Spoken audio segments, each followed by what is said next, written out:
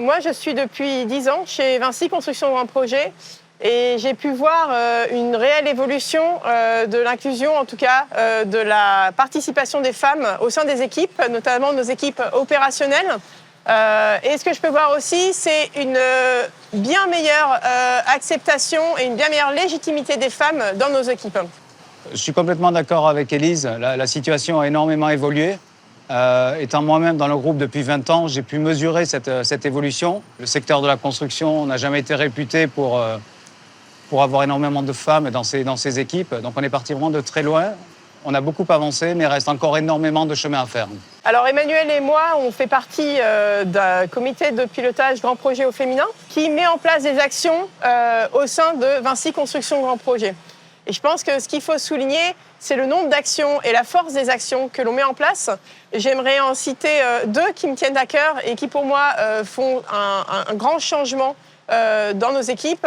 C'est tout d'abord une journée de sensibilisation que nous avons mis en place de manière à ce que nos collaborateurs comprennent ce que ça signifie, l'inclusion et l'égalité homme-femme au sein des entreprises et ce que cela peut apporter. Et la deuxième initiative, c'est l'adhésion de Vinci Construction Grand Projet au WEP, Women Empowerment Principle, initié par ONU Femmes. Et nous sommes la première entreprise de construction française à y adhérer. C'est un signe fort, mais également une ligne directrice très forte pour avancer sur l'égalité homme-femme. Il y a énormément d'initiatives qui sont mises en place par le groupe, par Vinci Construction. Il y a du mentorat qui est en train d'être mis en place au niveau de Vinci Construction.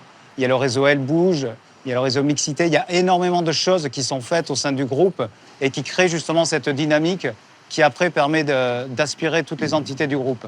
Étant sur un projet à l'étranger, ce que je peux voir, c'est que déjà, ces initiatives sont connues. Et la plupart y adhèrent fortement. Et je pense que c'est très important d'être en avance de phase. C'est un point vraiment de différenciation pour recruter nos talents et pour les emmener avec nous.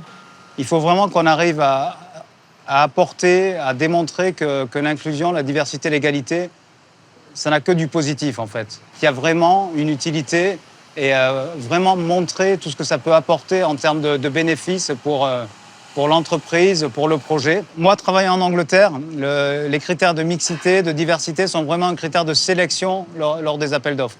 Les clients ont des demandes très importantes sur le sujet et c'est à nous de leur démontrer ce que nous faisons, où nous en sommes, quel est notre plan à 5 ans, à 10 ans, comment on va faire évoluer les choses. Néanmoins, ce que je peux voir, c'est qu'il y a toujours des réticences, qu'il y a toujours des réactions qui ne sont pas appropriées et qui freinent en fait la montée de l'égalité, on va dire, au sein de nos équipes. Et je pense qu'il faut vraiment continuer avec toutes nos actions, continuer avec notre communication pour aller vers un objectif d'égalité fort. On a de plus en plus de jeunes collaboratrices qui travaillent avec nous dans tous les secteurs de notre activité. Par contre, le point sur lequel il faut qu'on travaille, c'est ces jeunes collaboratrices, il faut qu'on arrive à les fidéliser, à les faire évoluer, à les faire grandir pour que ce soit les patrons de demain.